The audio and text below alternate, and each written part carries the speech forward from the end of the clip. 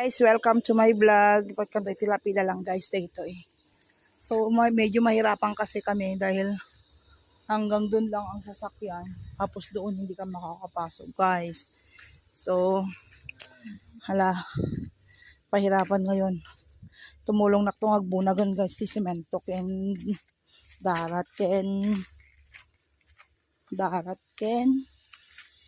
hollow blocks guys. Kami lang ikanti kana lapidana yan dalang paubrak dyan nanti puntod da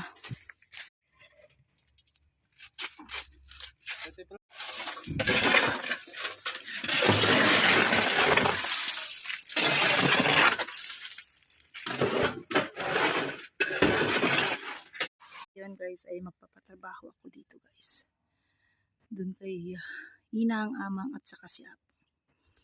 Yan dito merong magandang mausoleo dito guys. So pwede kang maupo muna dito habang nag papahinga. Ayan o, di ba? Ay. Ganda ng mausoleo ni Eugene.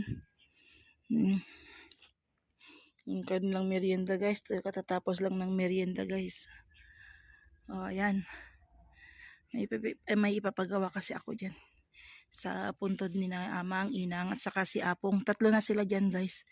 So papalagay tayo ng lapida guys. Saka mayroon tayong gagawin doon sa maglalagay tayo ng headboard. Ay.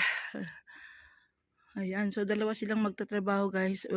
Hinahakot pa nila yung mga hollow blocks dahil ang layo nung nung panggalingan ng hollow blocks kasi hindi pwede dito sa daan guys na malapit dito sa sementeryo dahil ginagawa yung daan guys.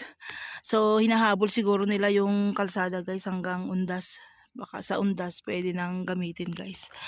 Ayan, so yun lang mang guys ang aking vlog for today. Happy Saturday sa inyong lahat.